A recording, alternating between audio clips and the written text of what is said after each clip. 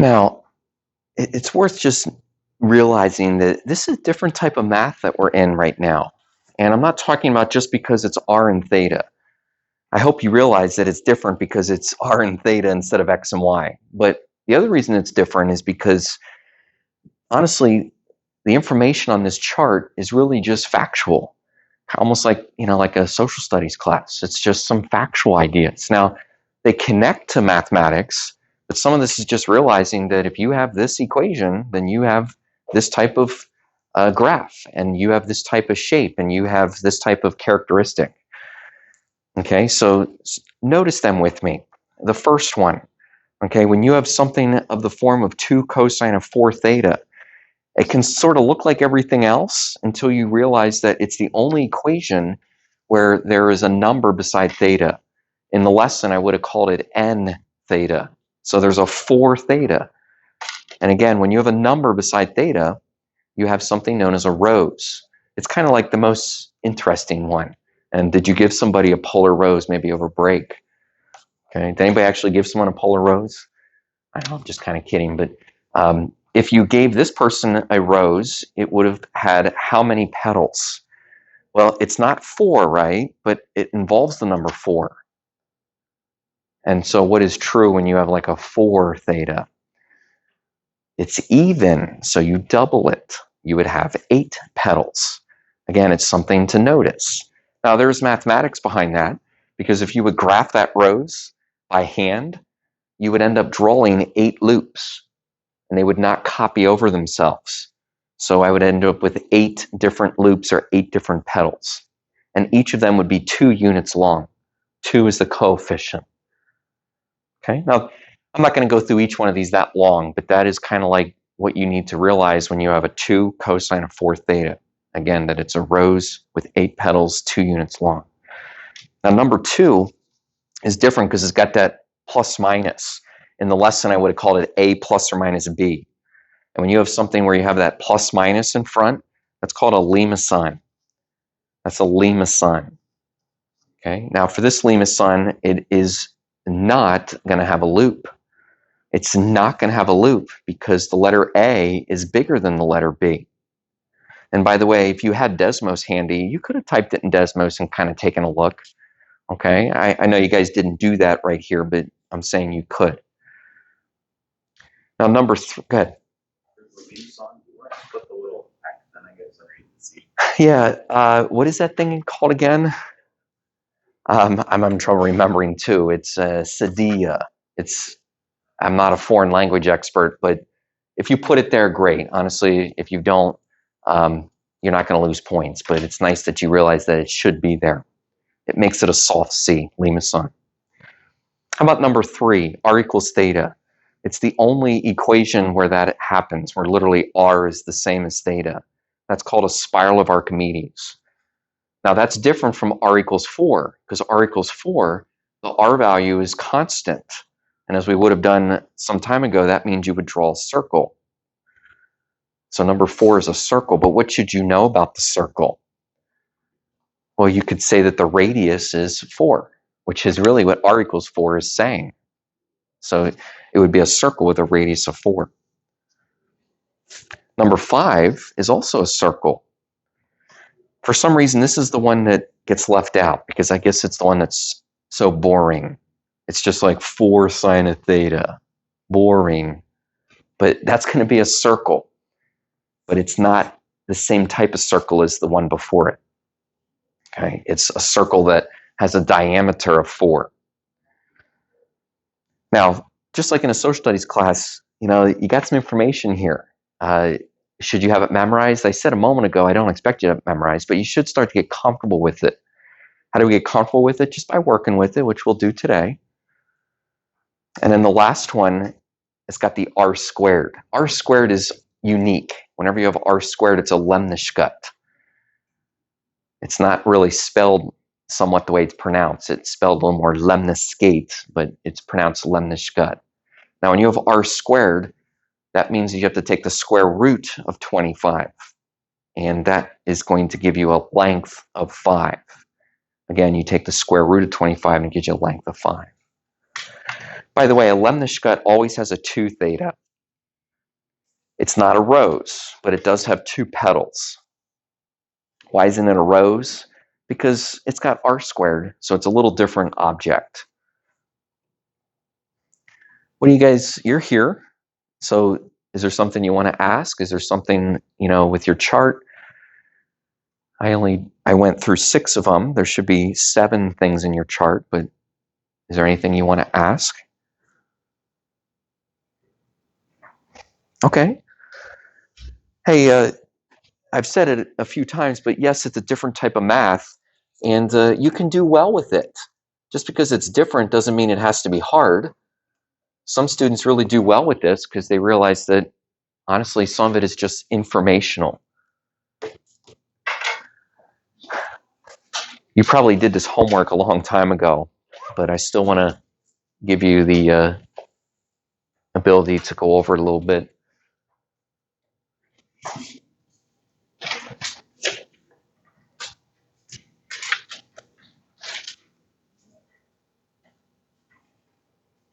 Now, I didn't draw any of the graphs, although I hoped you drew some of them for the first few questions.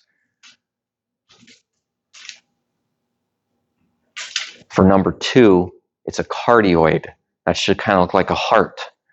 Number 4 is a lemniscate. We said that, or lemniscut, that's going to have 2 petals. And then the 6th one there is a lemison. Okay, it's kind of an object that looks like a circle, and it sometimes gets that little loop in the middle. But again, you draw the graphs just to get comfortable with it. Okay, well, listen, we're going to keep kind of working with these. This is sort of like part 2 of that lesson. Part 1 was to get the chart. Part 2 is to just continue to use the chart and specifically to write some equations. We're actually going to write some polar equations. It's still the same topic because it's basically referring to the chart.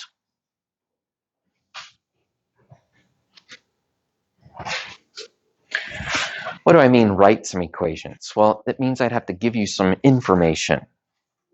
Like, maybe I would tell you that we're trying to do a cosine circle, like with a diameter of 6. So I would give you this information.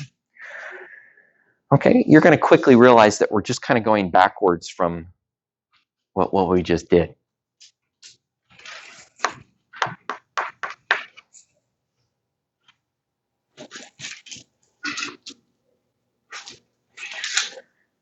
As far as taking notes, I mean, it's always your notes. You can do what you want to do. Some people will write down what I have up there. Some of you, maybe you just want to write the equation.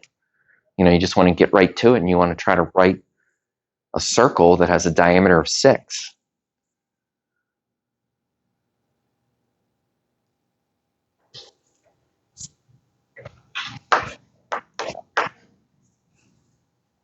Okay, and for some of this lesson, I don't know if necessarily you have to wait for the teacher. Again, I really encourage you to think about this on your own. This one's not too hard because if it's going to be a circle and it's going to be cosine, then all we really need is a number in front of the function. So it's going to be r equals something, the cosine of theta.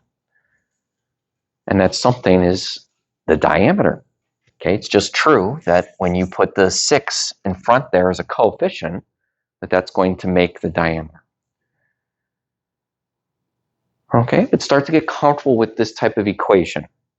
This ain't algebra 1 anymore. It's not y equals mx plus b. It's r equals 6 cosine of theta. Okay, but that's going to get the job done.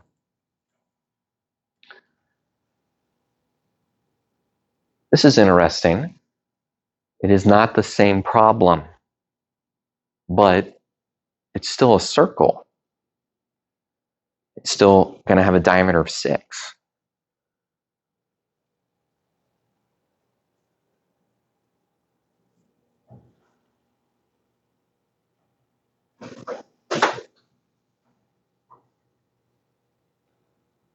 So we're trying to still write a circle, but it's not sine or cosine, and yet it still has a diameter of 6. So How do you do this?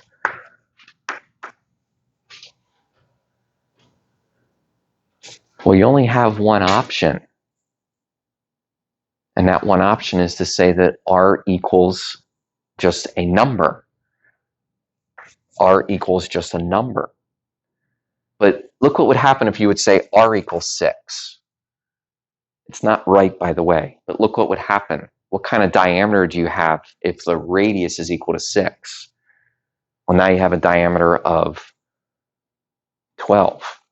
Okay, so if we want to have a diameter of 6, then we have to cut the radius back to 3. Now, kids, remember, r equals 3. You graphed this some time ago, and it was pretty easy to graph, and you guys graphed it well. It's just going to be points, that each point has a radius of 3. And if each point has a radius of 3, then we would also have a diameter of 6. All right, 2 different circles, but yet they both have a diameter of 6.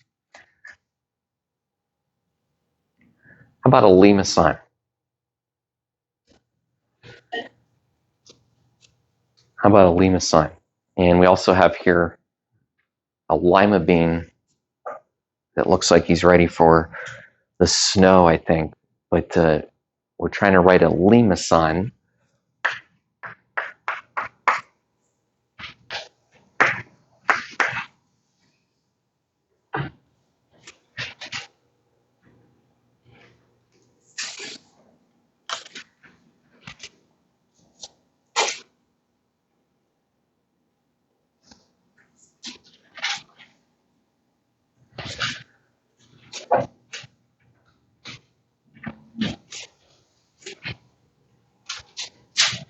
Now maybe you're starting to get a little more comfortable because this will be like the second or third time that you heard this today. A Lima sign is always something where you have that a plus b form. And in this case, a plus b, the sine of theta. So these little blanks have to end up being some numbers. No, it's plus or minus. Yeah, you actually don't unless you get a graph. And maybe you noticed in that video that there was at least one problem I did where I did put a minus there, and the graph kind of looked like it was like upside down. Sort of looked like it was like the negative part of the graph. Now, Riley, there's nothing in this problem that would tell us if it's plus or minus. So you could write just plus. You could put a plus or minus. But if I give you a picture, if I give you a graph, you might be able to then decipher if it was positive or negative.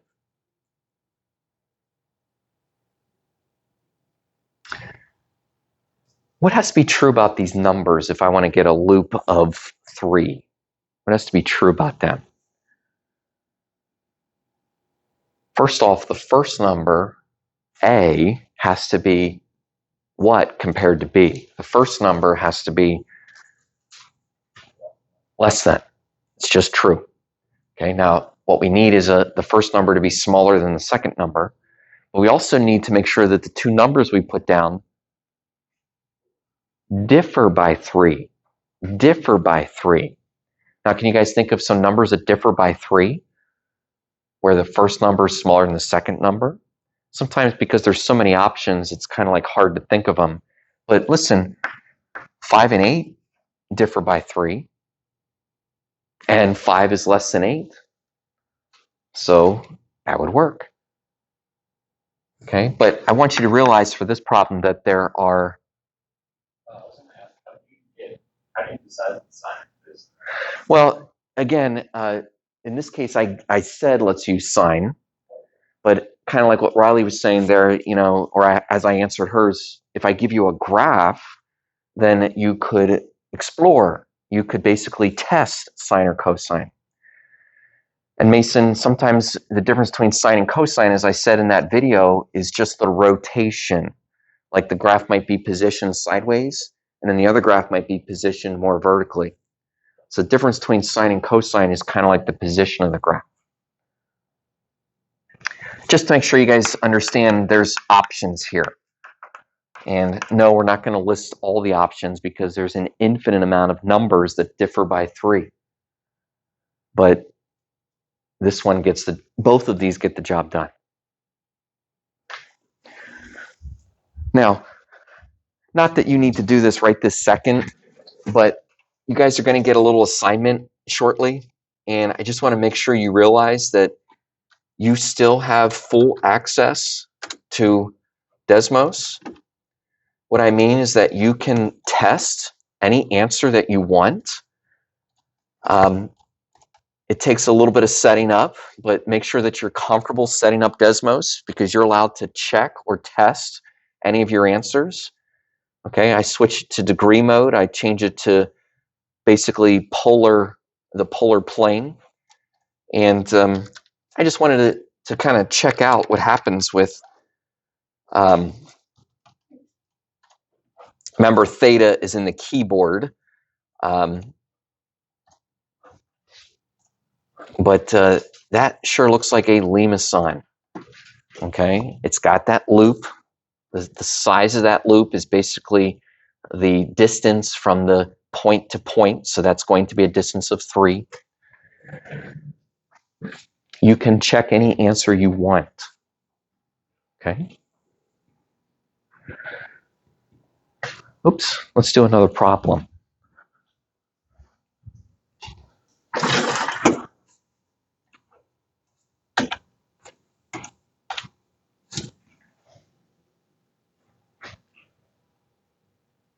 How about a line that's slanted at 75 degrees?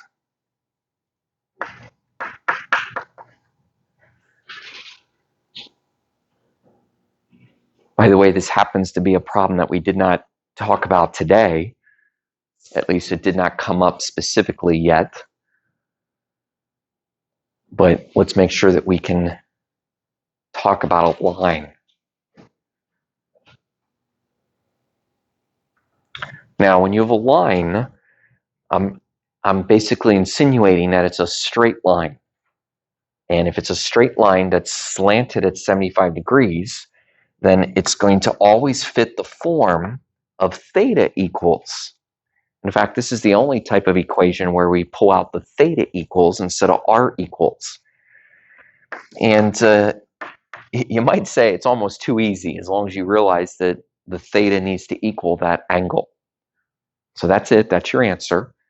But make sure you understand that to say theta equals 75 is to describe a line that is tilted 75 degrees. So both sides of that tilt would represent that line. We don't really need to check that one on Desmos again because it's pretty easy. Let's do a few more.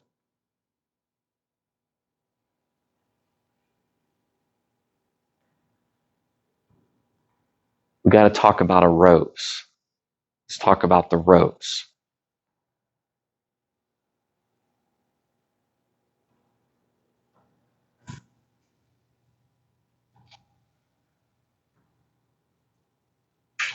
Again, the rose is kind of the most intriguing example.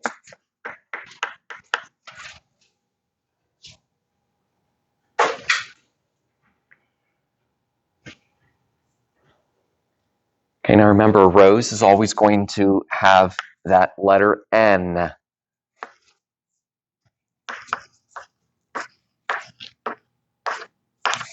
It's the only one that has that N theta. So we're trying to fill in some number in front of theta, and we're also trying to fill in some coefficient in front of cosine.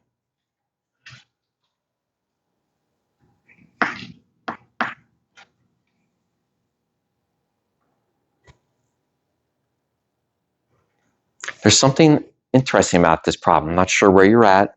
I hope that you're thinking. I hope you're not just waiting for me. But seriously, if you are thinking about this, there's something, well, maybe I'll say strange. I said interesting, but it's actually kind of strange. In fact, it's very strange. I hope you put the 8 as the coefficient. That's the length of the petal. That's always true. Did you put a 6 right here? Or did you think about putting a 6 right here? What happens if you do? How many petals do you get if you have an even number? You're actually going to get twice as many, right? You're going to get wait, that means you're going to get 12. Oh, okay. I guess we can't put a 6 there.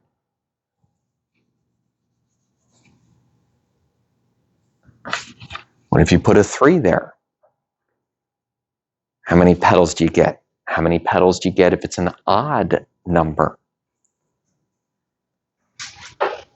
Okay, well, it's not double, it's just that value. So that's going to be 3. Okay. Oh, that's not 6. So what's sort of what gives here? What's the deal? Okay, the deal is that this rose is impossible. It's an impossible rose. You can't get 6 petals. Oops. Yeah, you can't get 6 petals. Okay, it just can't be done. So we want to understand here that there's really no answer. There's no solution. If you think about it, it's kind of strange. There's really some roses that can't be produced.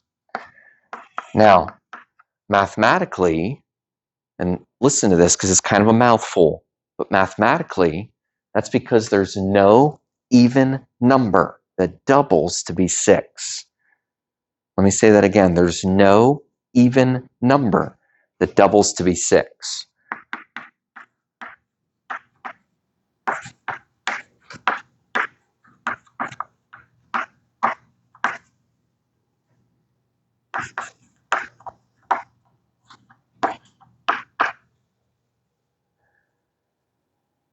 If you think about number theory, not every number comes from doubling.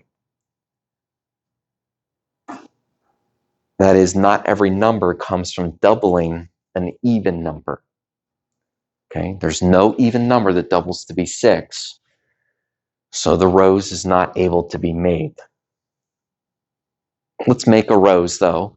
It kind of seems a little bit, feeling a little bit slighted, like we should be able to do this. Yeah, there's some roses you can do.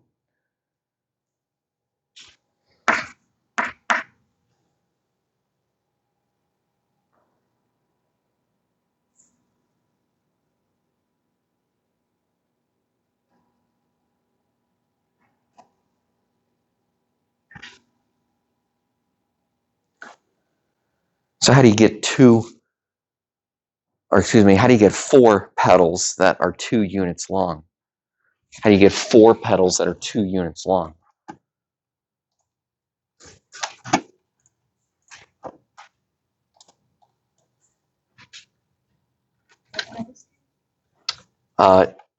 We wanted 4 petals that are 2 units long. And I'll switch back to it.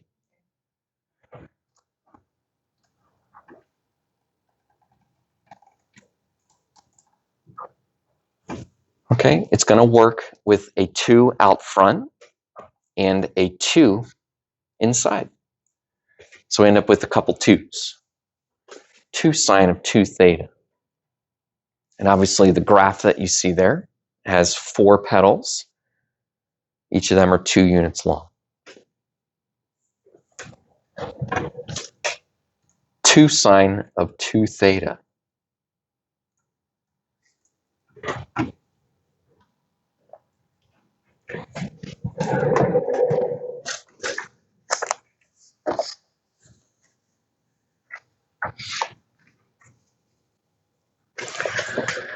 Okay, now the point of today's lesson, I know it's a little different, but it's to continue to help you guys get comfortable with the chart. And that chart has a lot of information in it that I now would like to ask you to kind of process through more of like an assignment.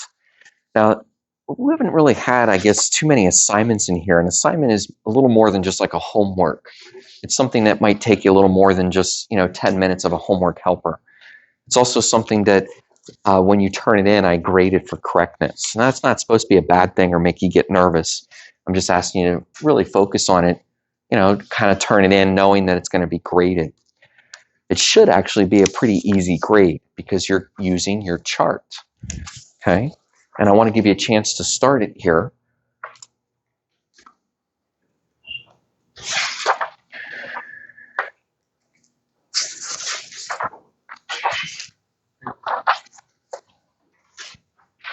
Okay, now when you do the assignment,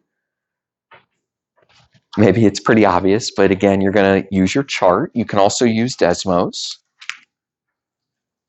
In fact, I will say you probably need to use Desmos as you get started even with the first problem. Because if I ask you to graph something, then you're going to need some type of tool. Okay? So that's sort of part of the assignment. All right. Notice that it's not due until Wednesday. I'm just trying to give you a little flexibility.